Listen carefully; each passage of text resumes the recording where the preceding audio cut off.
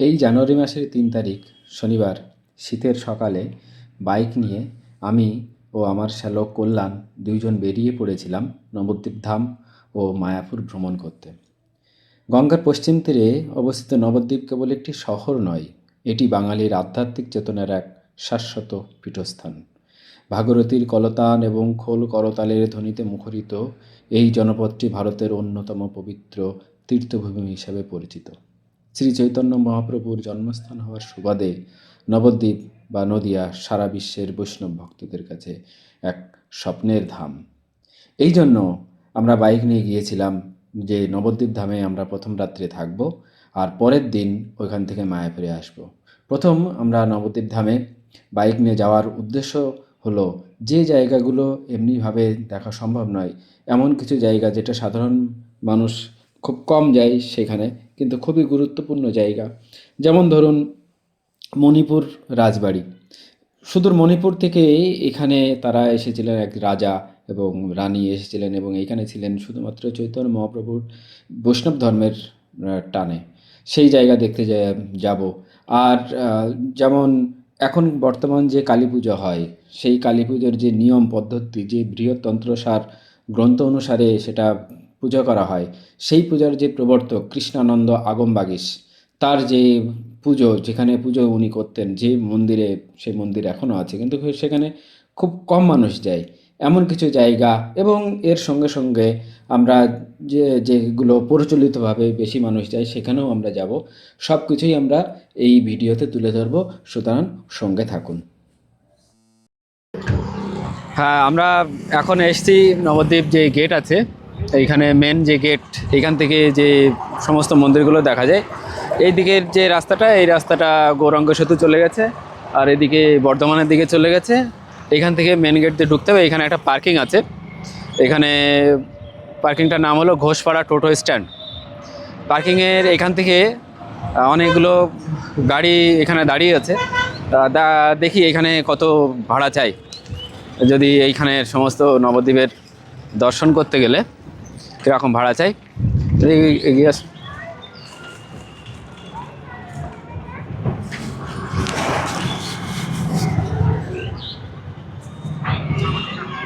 আপনাদের এই নবদ্বীপ যদি সব দেখতে হয় তাহলে টোটো কীরকম খরচ হবে?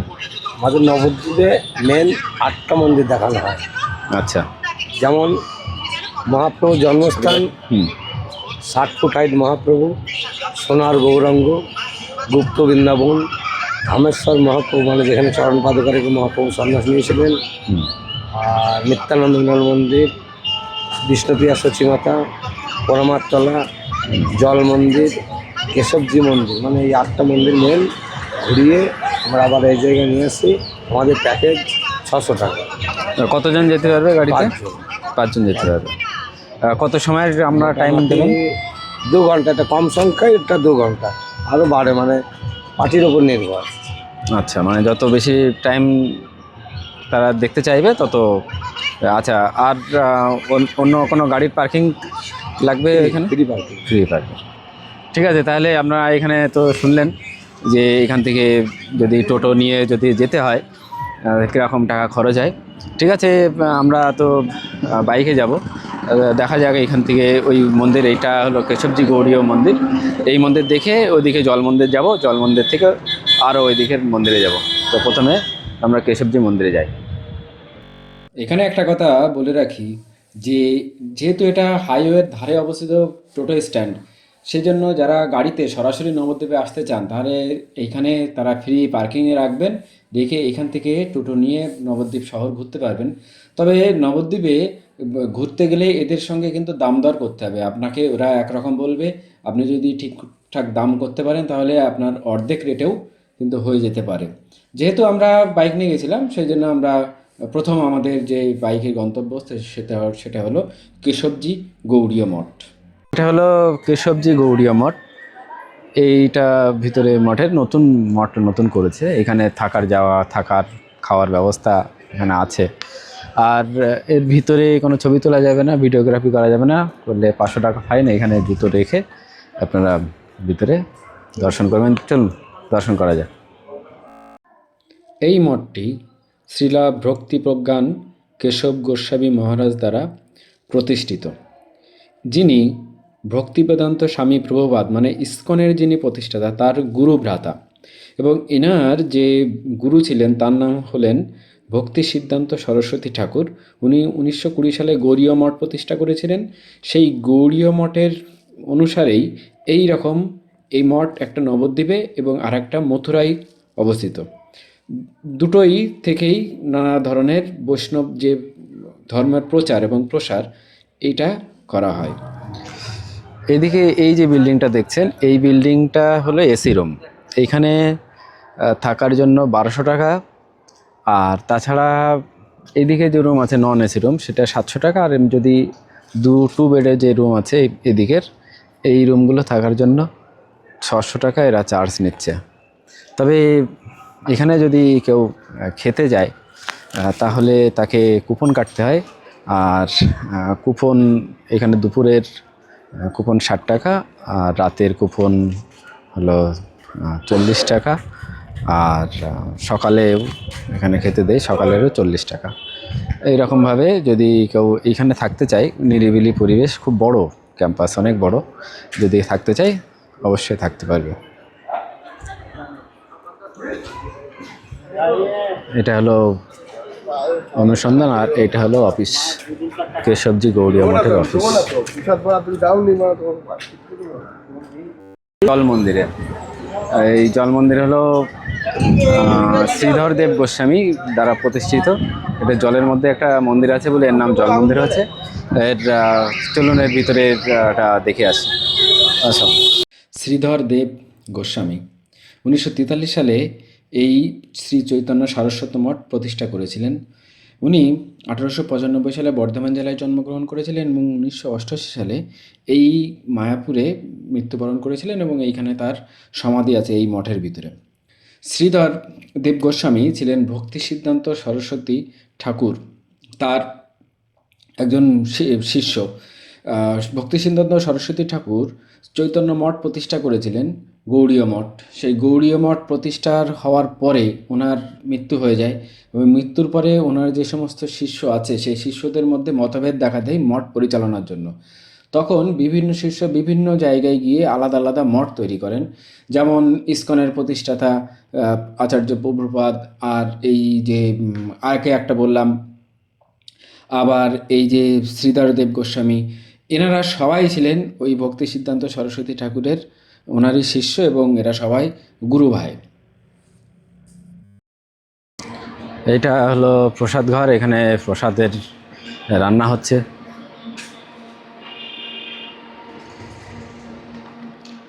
আপনারা যারা এখানে থাকবেন তারা প্রসাদ খেতে গেলে এইখান থেকে আগে কুপন কাটতে হবে। কুপন দুবার পাওয়া যায়, এই জানুয়ারি মাসের 1 তারিখ থেকে, আজকে তো জানুয়ারি মাসের 3 তারিখ, আর 1 তারিখ থেকে কুপন দুপুরের কুপন 70 টাকা হচ্ছে, আর রাতের কুপন 50 টাকা হচ্ছে। তার আগে ছিল 40 টাকা করে, এখন 70 টাকা এবং 50 টাকা এইখানে কুপনে এইখানে প্রসাদ খাওয়া যায়। আর এখানে থাকার ঘর পাওয়া যায়, থাকার ঘরের ওই দিকটায় আছে, চলুন দেখি।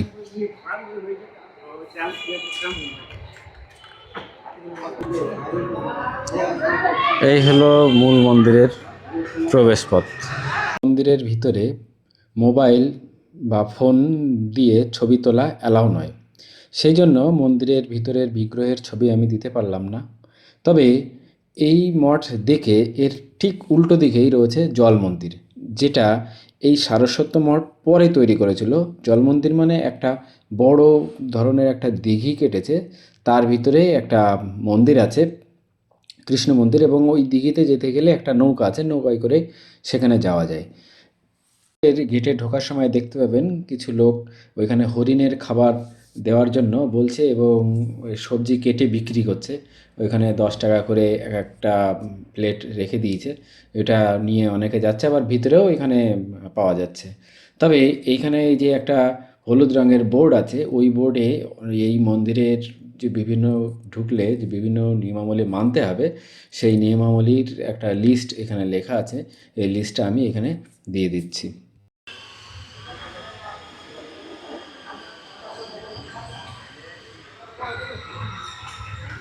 সদাশিব গঙ্গাধর মন্দির, মানে শিব মন্দির এটা একটা।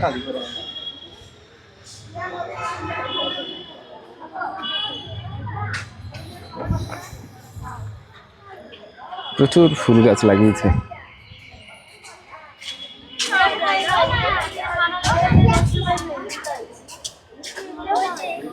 চিতল হরিণ কতগুলো মানুষের বিনোদনের জন্য এদের খাঁচায় বন্ধ করে রেখে দিয়েছে।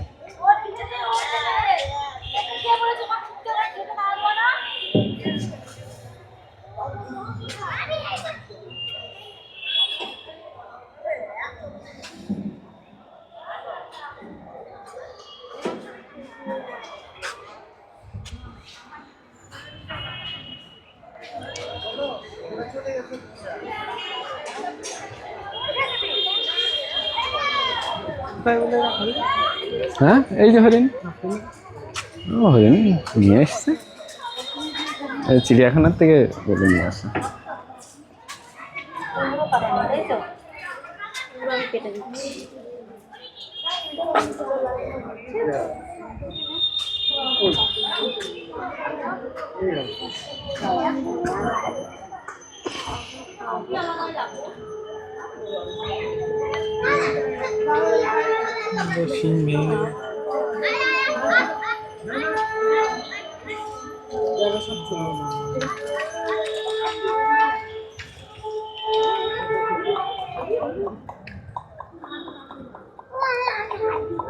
চিতল হরিণের খাবার দেওয়া এবং খাবার খাওয়া দেখে এবং এই রেশ নিয়ে আমরা আর একটু এগিয়ে এই যে নবদ্বীপের মেন যে রাস্তা, এই রাস্তা ধরে এই চৈতন্য সারস্বত মঠ থেকে আর 500 মিটার এগিয়েই আমরা যে আর একটা মন্দিরে গেলাম, সেটা হলো সোনার মন্দির। এখন এসছি মণিপুর রানীর মন্দির, এটাকে সোনার মন্দির বলা হয়। এই মন্দিরের একটা প্রাচীন ইতিহাস আছে। আসুন আগে মন্দিরটা দেখে নিই, তারপরে ইতিহাসটা বলা যাবে।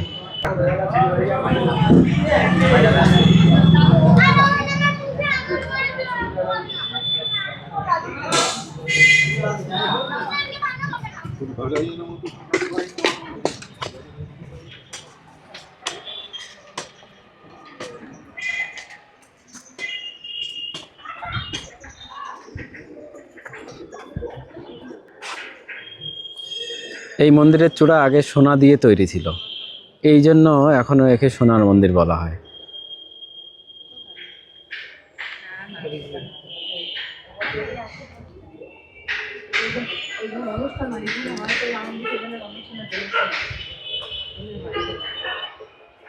মন্দির প্রতিষ্ঠা গৌরাঙ্গ আশ্রমের আচার্য মাধবী দাসী গোস্বামিনী।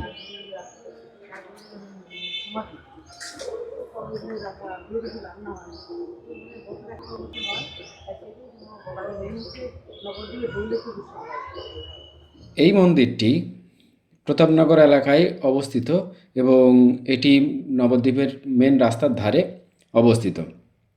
এই মন্দির ইতিহাস বলতে গেলে বলতে হয় অষ্টাদশ শতাব্দীতে রাজা ভাগ্যচন্দ্র, উনি ছিলেন মণিপুরের রাজা।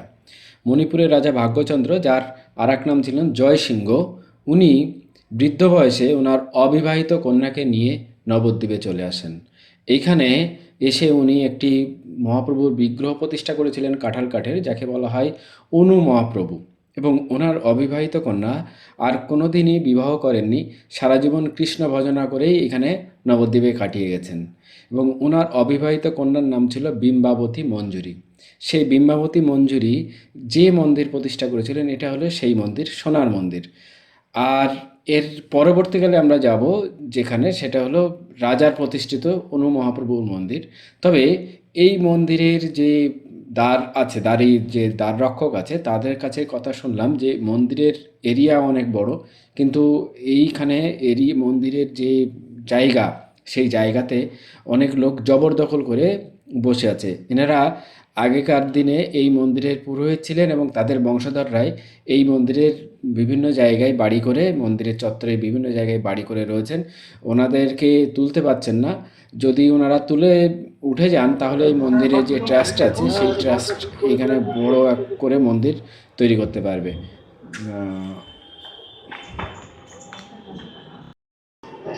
এখন এসেছি মণিপুর রাজার বাড়ি। চলুন ভিতরে যাওয়া যাক। জগাই মাতায় মূর্তি রয়েছে দুই পাশে।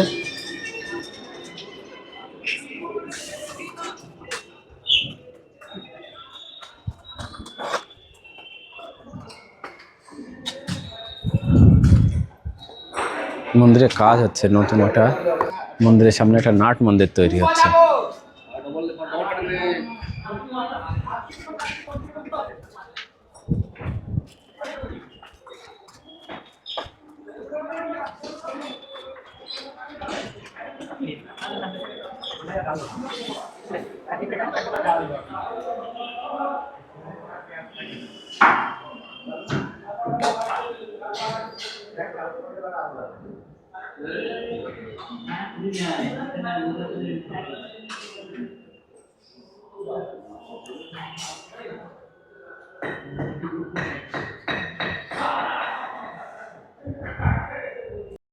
এই মণিপুর রাজবাড়ি সম্পর্কেই আমরা একটু শুনে নিই। আপনার নামটা একটু বলুন। রাজকুমার ধনঞ্জয় সিং। রাজকুমার ধনঞ্জয় সিং। এটা বলুন তো, মানে এই রাজবাড়ির ইতিহাসটা একটু। ইতিহাসটা সম্ভবত 250-300 বছর হতে চললো আমাদের এখানকার। মণিপুর থেকে শ্রী রাজশ্রী ভৈরবচন্দ্র মহারাজ উনি এখানে পদার্পণ করে এখানে আমাদের মহাপ্রভুটা প্রতিষ্ঠা করেন আর কি। আর উনি প্রতিষ্ঠান করে উনি সন্ন্যাসী হয়ে চলে এসেছেন, গিয়ে আমি চলে গেছে আমাদের জিয়াগঞ্জে, আমাদের গুরুবাড়ি, আদি গুরুবাড়ি হচ্ছে নরোত্তম মহাশয়ের যে মন্দিরটা আছে গোবিন্দবাড়ি বলা হয়। ওখানে আমাদের ওখানে উনি থেকে সন্ন্যাস জীবন যাপন করে ওখানেই দেহত্যাগ করে জিয়াগঞ্জে। হ্যাঁ, জিয়াগঞ্জে। এটা আমাদের আদি গুরুবাড়ি এটা আছে। আচ্ছা আচ্ছা। আর আমরা হচ্ছে সবাই বৈষ্ণব হলে কি হবে, আমরা সবাই সংসারী, সবাই ঘোর সংসারী। মানে ইম্ফলেও বাড়িঘর আছে, এখানেও। এটা তো আমাদের ফেলে রাখা যায় না, এটা বাপ পুরুষরা রেখে গেছে 7 পুরুষ 8 পুরুষ ধরে। ভগবচন্দ্র মহারাজ থেকে আমি হচ্ছে 7ম পুরুষ। আমরা হচ্ছে আমাদের এই পর্যন্ত জেনারেশনটা। আচ্ছা আচ্ছা। এইভাবে আমাদের চলে আসছে। নৃত্য সেবা হয়, হ্যাঁ, আর অনেক কিছুই হয়। হ্যাঁ, নৃত্য সেবা আছে রোজ। তারপরে আমাদের দোলের সময় অনুষ্ঠান হয় বিশাল বড় আর কি, 7 দিন 8 দিন ধরে। হ্যাঁ, তারপরে আবার আমাদের আমাদের ঠিক মহালয়া 2 দিন পরে আমাদের যে রাজশ্রী ভৈরবচন্দ্র আছে, ওইটা হচ্ছে আমাদের 5 দিন 7 দিন ধরে চলে অনুষ্ঠান। তাছাড়া আমাদের সবসময় এখন মোটামুটি লোকজন আসে। আর মণিপুরে এখন তো ল অ্যান্ড অর্ডারটা খুব খারাপ, তো এখনো 2-2.5 বছর 3 বছর হলো, এখনো সমস্যা এখনো মিটেনি। হ্যাঁ হ্যাঁ হ্যাঁ, আমাদের আসে অনেকে। আবার ওরা সব খ্রিস্টান কমিউনিটিও আছে অনেকটা। আবার মণিপুরের মধ্যে আমাদের গৌড়ের হিন্দুদের মধ্যে আবার 2-3 রকমের ভাগ আছে অনেক। সেই আমাদেরও মাথা খেলে না ওখানে গিয়ে, আমাদের মাথায় হয়ে যায়। এইভাবে আমাদের চলছে আর কি। আমাদের সারা দান আমাদের আসে, আমাদের মণিপুর থেকে আসে। সারা অল ইন্ডিয়ায় সারা পৃথিবী যত মণিপুরি আছে সব এখানে আমাদের একবার করে আসে সবাই। খুব বড় পবিত্র স্থান বলে। এমনিতে নবদ্বীপ তো আমাদের ধামে মহাপ্রভুর একটা বিশাল ব্যাপার আছে, ওটা তো আছে। তার মধ্যে আমাদের এই মহাপ্রভুর জন্য আরও বেশি করে আসে। এটা স্বপ্নে মহারাজ রাজশ্রী ভৈরবচন্দ্রের স্বপ্নে এটাকে নির্মাণ হয়, যে ওনার সেই ভাব ভঙ্গি সবই স্বপ্নে যেমন দিয়েছিল সেইভাবে আমাদের তৈরি হয়েছিল। উনি ওই যে মহারাজ চলে আসার পরে ওইখানে যারা রাজত্ব করতেন, ওখানে ওনার ছেলে মেজো ছিলেন, আমাদের যে বাপতুরু, আমাদের যে বংশধর, যে চৌরুচন মহারাজ, ওনার 3 নম্বর হয়তো যত সম্ভব ছেলে আর কি উনি আর ওনার বোন বিম্বাবতী এখানে এসে সেবাটা আরম্ভ করতেন। তার বংশ পরম্পরাভাবে আমরা সব চলে আছি। এই 6 বাড়ি 7 বাড়ি আছি আমরা। এইভাবে আমরা রোজ নৃত্য সেবাটা আমরা ভাগ করে নিয়েছি আর কি, যার যেমন পড়ে আর কি। এইভাবে কেউ 5 দিন, কেউ 2 দিন, কেউ 3 দিন, এইভাবে একটা শেয়ারে আর কি পালিটা আমরা চালনা করছি। এখানে এসে যদি মণিপুরের কোনো লোক আসে তাহলে হ্যাঁ, এখানে হ্যাঁ মোটামুটি 500 লোক আমরা এখানে রাখার ক্যাপাসিটি আছে। খাওয়া দাওয়ার সব খাওয়া দাওয়া। আর বাসে আসলে কি ওরা কি ওরা নিজেরাই করে। আমাদের এই ছোটো করে অতগুলো একবারে রোজ আমাদের সম্ভব হয় না, তো আমরা পালিও না অতগুলো। এই 1 দিন হলে হয়, ঠিক আছে, কিন্তু অত লোকে আমরা তো হয় না। ভাগ করে রান্না করা হয় ওদেরকে, সেপারেট করে একটা পাট করে ওরা রান্না করে নিজেরাই করে খেয়ে নেয় আর কি। এইভাবে আমরা। ঠিক আছে, মানে এই রাজবাড়ি সম্পর্কে আমি জানতাম। আমাদের সেই রাজবাড়ি বলে সেই সব পুরনো বাড়ি ঘর থেকে এটা জাস্ট ঠাকুরটা এনেছে এখানে প্রতিষ্ঠা করেছিল, আর কিচ্ছু নেই এখানে। মেন সবগুলো ওই রাজবাড়িটা আছে আমাদের, আরেকটা রাজার ওদের বংশ পড়ায় ওইখানে মোটামুটি একটু বিল্ডিং পুরনো আছে। যাও একটু রানীর বাড়ি যেটা বলছে, রানীবাড়িটাও আমাদের, হ্যাঁ রাজবাড়িটাও আমাদের, ওই রানীবাড়িটাও আমাদের প্রপার্টি সবই। তবে আমাদের জ্ঞাতি গোষ্ঠীর মধ্যে সবই পড়ে যায়। ওই রানী মানে কি এই রাজারই রানী? না না না, উনি একটু পাট ওনার নাতি এরকম সম্ভবত হবে সম্ভবত। আমি উঠেছি পরিষ্কারটা আমি ঠিক আমার কাছে না পরিষ্কার না জিনিসটাও আর কি, এইভাবে পাট করে। আচ্ছা ঠিক আছে ঠিক আছে, জানলাম অনেক কিছু। ঠিক আছে, অনেক ধন্যবাদ। আমাদের ইতিহাস বলতে গেলে এখন অনেক ঘাটতে হবে, অনেক কিছু আছে। এখন রাজর্ষি তো আমাদের এই ভৈরবচন্দ্র মহারাজকে আর হচ্ছে আরেকজন এই কাশ্মীরে এক মহারাজকে রাজর্ষি পাওয়া যাচ্ছে পদবিটা। আচ্ছা উনি সন্ন্যাস ধর্ম নিয়ে এখান থেকে সব রাজার পা চুকিয়ে উনি চলে এসেছিল এখানে, কিচ্ছু নিয়ে আসেনি। সব ঠাকুরটা পিঠে করে নিয়ে এসছে, 3 মাস 6 মাস লাগে সেই সময় পায়ে হেঁটে। হ্যাঁ এইভাবে। আর এখানে উনি থাকেও নি ওখানে, জিয়াগঞ্জে গুরু বাড়ি গিয়ে ওখানেই দেহত্যাগ করেছে। আচ্ছা, জাস্ট ঠাকুরটা রেখে গিয়ে আর ছেলেকে আর মেয়েকে রেখে গেছে করার জন্য। মণিপুর রাজার মন্দির অনু মহাপ্রভু দেখে আমরা চলে আসলাম দেবানন্দ গৌড়ীয় মঠ দেখার জন্য। কিন্তু এই গৌড়ীয় মঠে ঢোকার প্রবেশপথের বাঁদিকেই বড় বড় করে সাইনবোর্ডে লেখা আছে যে এখানে কেউ ফটো এবং ভিডিও তুললে তার 500 টাকা জরিমানা নেওয়া হবে। জানি না এখানকার মঠের কি কপিরাইট আছে যার জন্য এনারা ফটো ভিডিও বাইরের থেকে তুলতে গেলেও টাকা দাবি করছে। আমরা সেখান থেকে চলে এসে আসলাম হলো মহানির্বাণ মঠে। এই মহানির্বাণ মঠে আমি ভিতরে গিয়ে দেখি 1-2 জন লোক আছে, তারা ভিতরে তারা রান্না বান্না খাওয়া দাওয়ার ব্যবস্থা করছে। এমনি মন্দিরে কিংবা আশেপাশে চত্বরে কাউকে পেলাম না যে এই মন্দির সম্পর্কে কিছু জানার। আমার একটা অপূর্ণ থেকে গেল যে আসলে এটা মহানির্বাণ বলতে কি বোঝাচ্ছে, জৈন না বৈষ্ণব না কি মন্দির সেটা বুঝতে পারলাম না। ঘুরে চলে আসলাম, এখানে দেখলাম আবার থাকার ব্যবস্থা খাওয়ার ব্যবস্থা আছে, কিন্তু সেটা করতে গেলে এখানে আগের থেকে যোগাযোগ করতে হবে এবং দেখলাম সেটা আবার এরা বলছে বিনামূল্যে এগুলো দেওয়া হবে এবং এখানে একটা ট্রাস্টও আছে। তো বুঝলাম না, কয়েকটা ছবি ভিডিও তুলে নিয়ে ওইখান থেকে বেরিয়ে পড়লাম পরবর্তী গন্তব্যের দিকে। ভিডিওটি বড় হয়ে যাওয়ার কারণে সবটা এই ভিডিওতে দিতে পারলাম না। এর পরবর্তী অংশ দেখার জন্য পরবর্তী ভিডিও দেখুন এবং এই চ্যানেলটি সাবস্ক্রাইব করে রাখুন।